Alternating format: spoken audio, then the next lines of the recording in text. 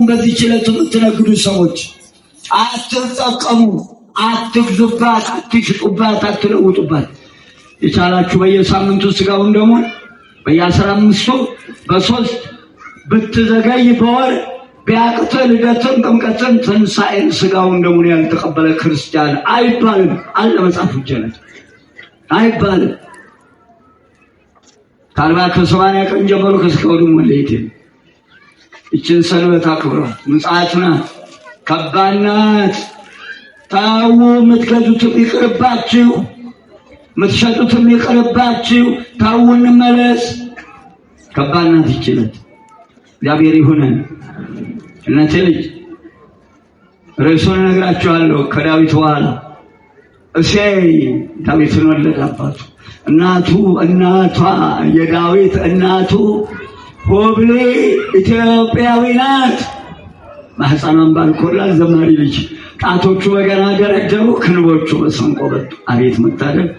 ዛሬ በሰንበት ትምህርት ቤት ዘማሪ ልጆች ያላችሁ እንዴት ታደላችኋል? መጨረሻቸውን ያብጅላችሁ። መዝሙር 35 ቁጥር 5 ኃጢአቴ ነገርኩ አበሳዬ አባይኩ ወበያስተዋዴ ርእሴ ሀበ እግዚአብሔር በእንተ ኃጢአቴ ወአንተ ህድግ ጽልሆቶ ለልቤ። ከማስተዋዲ እንዛስተዋዲም ይላል እንደ አባቶቻችን ትርጓሜ። ኃጢአቴን ላንተ አስታወቅሁ። አያውቁም በፊት ኃጢአቴን ላንተ አስታወቅሁ። ይህ ሁሉ መከራ ያገኘህ ምን ስትሰራ፣ ምን አድርገህ፣ ምን ኃጢአት ሰርተህ ነው ትለኝ እንደሆነ አሁን ጥቃቁኑን ኃጢአቴን ነገርኩህ፣ ታላላቁን ኃጢአቴንም አልሰወርኩም። ከሱ መሰወር አይቻልም። ኤርምያስ 23:23 አንብቡት። ማንም መሰወር አይችልም ከሱ። መነግራችሁን አይለቃል ጥቅሱን ጻፉት። አንድም ኃጢአቴን ዝርዝር አድርጌ ነገርኩ። ኃጢአት ያለበት አይቅረብ። ቅዳሴውን ታዳምጡታላችሁ። ሐሰተኛ ይወገድ። ለምን ዋሸን? ወርቅን የሚወዱ ይነቀሉ። ሌባና ጉቦኛ በጤፍ ዋሻ ቦተቷ አልሰማም ይሄን ቃል። አቤት እግዚኦ! የእናቴ ልጅ በእንተ ኃጢአት በደሌን አልሸፈንኩም።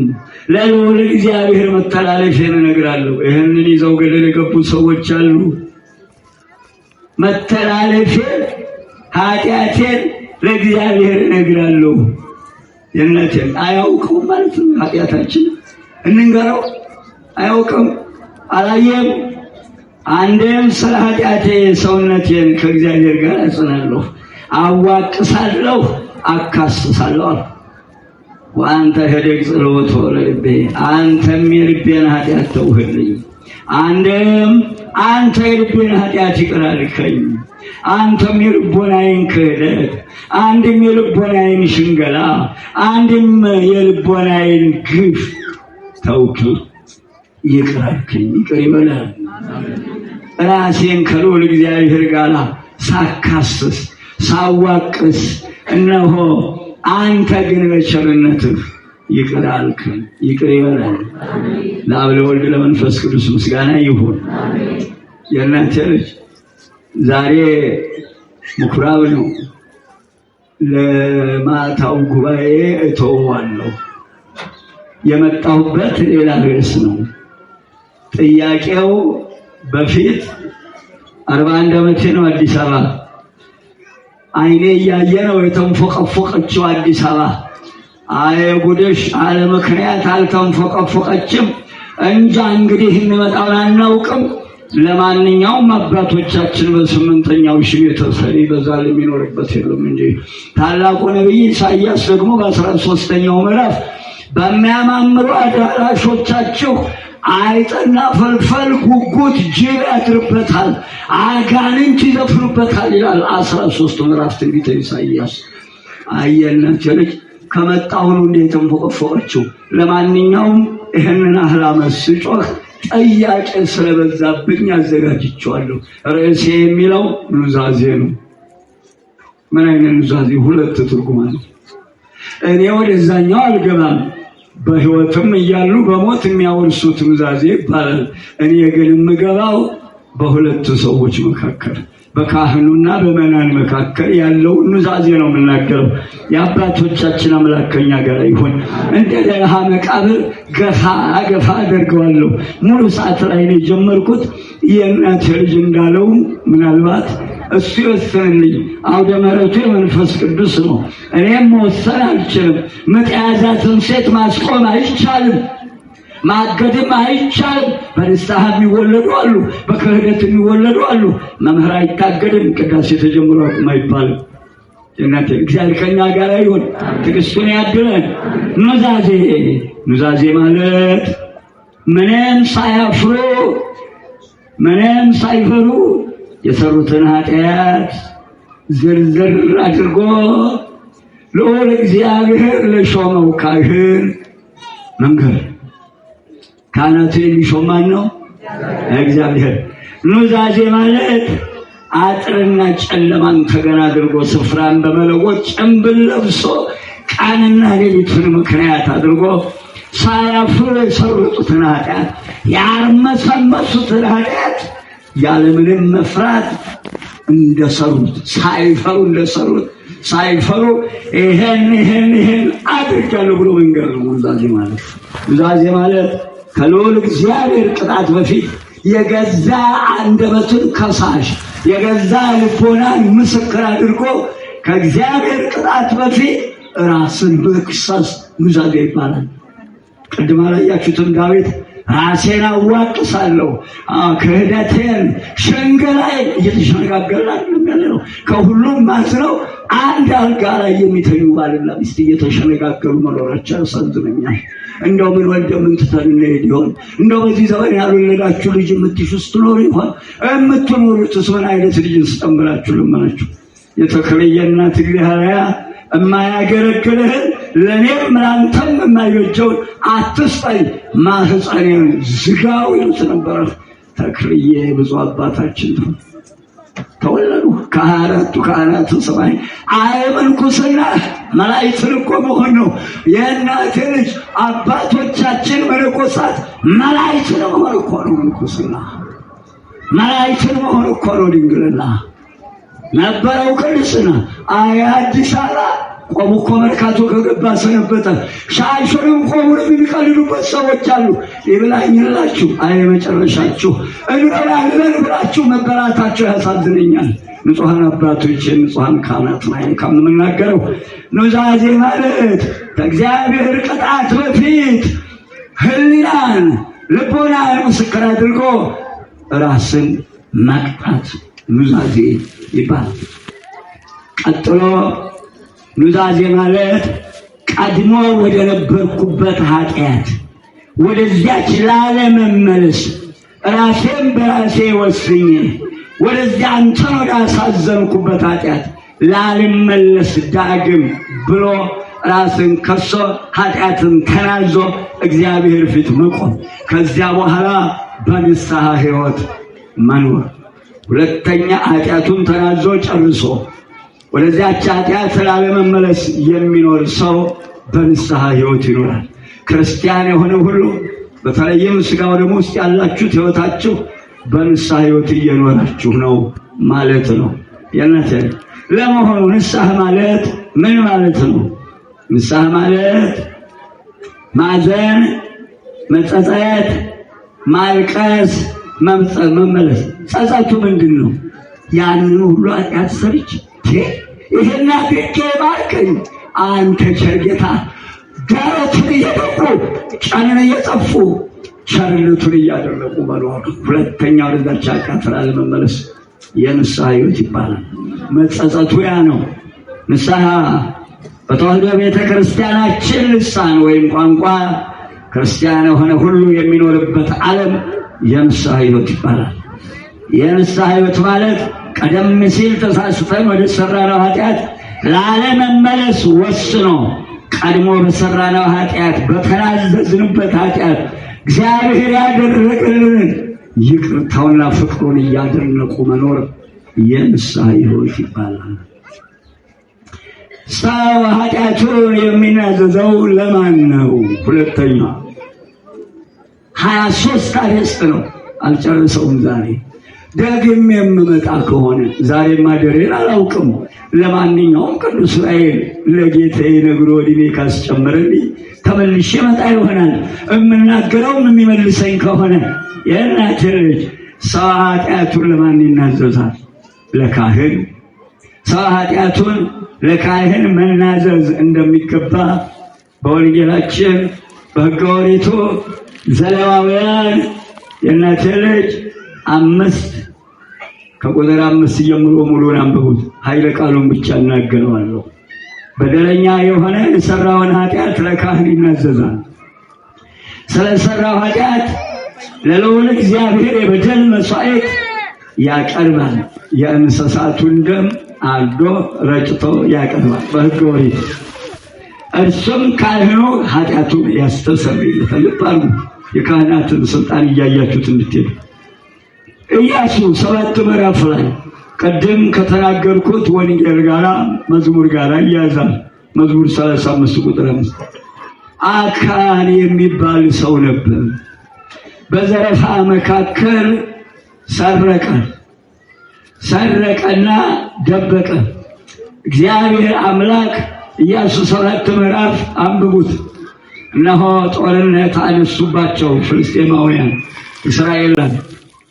በዛ ጦርነቱ ውስጥ ቃል ኪዳን ኢያሱ ገብቶለታል። ኢያሱ ከሙሴ ጋር እንደነበርኩ ካንተ ጋር እሆናለሁ፣ ነገር ግን ለሙሴ የሰጠሁትን ሕግ ጠብቅ፣ ቀኝም ግራም አትበል። እነሆ ከሱ ጋር እንደነበርኩ ካንተ ጋር እሆናለሁ፣ ዕድሜህን ሙሉ ጠላት አያሸንፍህም፣ እኔ ካንተ ጋር ነኝና ብሎታል። ይህን ቃል የገባለት የማይዋሸው ጌታ እንኳን የኛ ጌታ የእናቴ ልጅ እናንተ ምን አላችሁ? የተናገርነው ከሚጠፋ ከልጅ በላይ ስጦታ አለው መድኃኒዓለም። ከልጅ በላይ ስጦታ፣ የስጦታ ሁሉ ራስ መስቀሉ ስር የነበረች ድንግል ወላዲተ አምላክ እንዴት እንግለጻት ብለው አባቶቻችን በመንፈስ ቅዱስ ጠይቀው መሶበ ወርቅ አድርገው መስቀሉን ተክለው ጉልላቱ ላይ ቁጭ አድርጓት አውርደዋታል። ዛሬ ያወርደዋል፣ ችግር የለበትም። ያነጥፈዋል፣ ግሬደሩ በእጁ ነው። እየነቀለ ይጥለዋል፣ ያጭለዋል። ማጭዱ ተዘርዝሯል፣ ሰፌዱ በእጁ ነው ያበጥረዋል። የሚገደው ነገር የለም። አወረዷት ከጉልላቱ ላይ። እንግዲህ እመቤታችን ከቤተልሔም በመሶበ ወርቅ ይመጣል። እዚህ መሶበ ወርቁ ያመጣውን በላይኛው መሶበ ወርቅ ያገናኘዋል መንፈስ ቅዱስ። መቅደሱ መሀል መሆን ያለበት ከጉልላቱ ካልተገናኘ መስዋዕት አይለወጥም። ሕያው እግዚአብሔር አይለወጥም። አንዱ አትወል በመንፈስ ቅዱስ ተቃኝቶ የሰሩት ነው። ከስጦታ ሁሉ በላይ ስጦታ ድንግል ማርያምን መሶበ ወርቅ አድርገው መስቀሉን ተክለው ላይ ያስቀመጧት እናቶቻችን አባቶቻችን። ከልጅ በላይ ስጦታ ድንግል ማርያም ናት። ከዛ በታች ከልጅ በላይ ስጦታ የለም። ከልጅ በላይ ስጦታ የለም። ምን አሉ አባቶቻችን? ከዋሸ የወለድነው አጥፎ አላሁን የወለድነው ጫት የሚበላው ማን ነው? ይህ ሁሉ የመጠጥ አይነት የሚታወጅለቱ ማን ነው? የሚሰርቀው ማን ነው? ጉቦውን የሚበላ ማን ነው? ወልዶ የካደው ማን ነው? ፍርድ ቤቱን ያስጨነቀው ማን ነው? በጤፏ ሻው በወተቷ በወገቡ ላይ ይህንን የሚሸጠው ታተርፋለህ፣ ትተርፋለህ። አይተርፉ አያተርፉ ተወገሮች እንደሚሆን ነው የእኛ ጌታ የማይዋሸው አምላክ መድኃኒዓለም ክርስቶስ ኢያሱን ከእንግዲህ ወዲያ ጠላት አያሸንፈም ብሎ የነበረ አምላክ ዘመቱ 3000 ሰው 36 ሰዎች በጦርነት ተመቱ። 1,000 ያሳድዳል፣ 200,000 ያሳድዳል፣ 10,000 ያሳድዳል የተባለ እስራኤል በጠላት ፊት ወደቀ። ኢያሱ እንዴት በጠላት ፊት? ቃል የታመነ ነው። ጌታ እስራኤል ወደቀ። ቃል ወዴት ሄዳለ? ሽማግሌዎችን እናቶችን የሚገቡትን መርጦ በራሱ ትቢያ ነስንሶ እግዚአብሔር ታቦት ፊት ወደቀ። ከጠዋት እስከ ማታ ይሄ ነው የጎደለን። እግዚአብሔር ታቦት ፊት ትቢያ ነስንሶ ከጠዋት እስከ ማታ ወደቀ። እስራኤል በጠላት ፊት ሸሸ። እስራኤል በሙሴ ቦታ ሾመኸኛል፣ የዚህን ሕዝብ ውድቀት ለምን አየሁ አላለቀሰ ኢያሱ። አቤት ኃላፊነት እንዴት ከባድ ነው! በሕዝብ ላይ መሾም እንዴት ከባድ ነው! ከዚያ በኋላ ልዑል እግዚአብሔር ኢያሱ ስለምን ወድቀሃል? ተነስ ቁም! እስራኤል በድሏል። እስራኤል እርም የሆነውን ነገር አድርጓል። ሰረቁ፣ ዋሹ። ሊያበለት እርም ነው፣ ጉቦ እርም ነው፣ ሟርት እርም ነው፣ በጤፍ ዋሻ ሞተቷ ወልዶ መካድ እርም ነው፣ መሸነጋገርና ውሸቱ እርም ነው። እርም የሆነውን ነገር አድርጓል። ሰረቁ፣ ጠላቱን አያሸንፉ። ከእናንተ ጋር አልሆንም፣ ሌባውን ከመሃል አውጣ አለው እግዚአብሔር። ማን ያውጣው? እኛን ሌባ እንዴት አድርጎ እናውጣው? ነው ይለየው እሱ። ለነገሩ ተረክቦታል፣ በሱ እጅ ነው ያለው። በቃ መላውን ዓለም ጫብጦታል። አለቀ፣ ጫብጦታል። ሙሉ ዓለም ይጸዳል። እናት ልጅ ቆየ ሰው ይዘገየ ዛሬ ማደረግን አላውቅም። ከዚያ በኋላ ኢያሱ ወዲያውኑ የተባለውን አደረገ። እየለየ ሲመጣ ታጋግረድ ለየ፣ አወረደ። ቤተሰብ አካን የከርሚ ልጅ ወጣ። ኢያሱም እንዲህ አለ፣ አካን ልጄ ሆይ ምን አድርገሃል? ምን አድርገሃል ልጄ? የእስራኤልን አምላክ እግዚአብሔርን ፍራ። ያደረግከውን ነገር ለእስራኤል አምላክ ለእግዚአብሔር እነሆ ንገር። ያደረግከውን አትሸሽገኝ፣ ንገረኛል። እግዚአብሔርን ፍራ፣ እንዳትዋሸኝ። ያደረግከውን ግን ንገረኛል። ኢያሱ የካህን ምሳሌ። ለእግዚአብሔር ኃጢአት አይነገርም፣ የማያውቀው ነገር የለም። የእሱ ሥራ ይቅርታ ነው የምንነግረው። ኢያሱን ሾመ። አካን ለኢያሱ እነሆ የእስራኤልን አምላክ እግዚአብሔርን ፈርቼ እነግርሃለሁ። በዘረፋ መካከል ላይ ለብሰው አንድ የሰራውን ካባ ላያጌጥበት ወርቅና ብር 50 ሰቅል ሰርቄአለሁ አለ። ዛሬ ጉቦ የበሉ ይበሉት ይሆን? ዛሬ ሰረቁ፣ አሻጭበረበሩ፣ የዘረፉ ይበሉት ይሆን? የማይለብሰውን ካባ የማያጌጥበትን ወርቅ ሰረቀ። ከዚያ በኋላ ሄዶ አለ ኢያሱ፣ ዛሬ እስራኤልን እንዳስጨንቅ እግዚአብሔር አምላክ አንተን ያስጨንቀሃል። ሂዱ፣ ድንኳኗን ነቅላችሁ የቀበረውን ቆፍራችሁ አውጥታችሁ ከብቶቹን፣ ላሞቹን፣ አህዮቹን፣ ልጆቹንም አምጡ። በዚያች በሸለቆ አውጡ፣ በድንጋይ ጨፍጭፉ፣ በሳት አቃጥሉት አለ። አጋይ ጨፍጭፋ አቃጠሉት። እግዚአብሔር ከታላቁ ትኩሳት ተመለሰ ይላል። ኢያሱ የካህን ምሳሌ ምንም ሳይሸሽ